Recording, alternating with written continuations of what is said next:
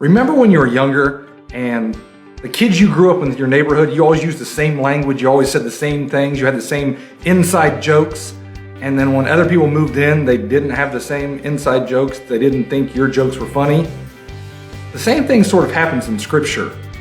All throughout Scripture, Jesus, the apostles are all putting in different inside jokes, different inside information that we don't have today, so we miss out on so much of this.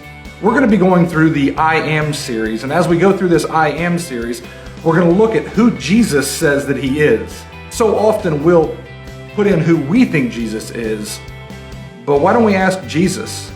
So often the language that they use in the New Testament, that they use in explaining Jesus, goes deeper than what we understand. Come this Sunday and figure out that language, figure out a little bit more, figure out who Jesus says that he is.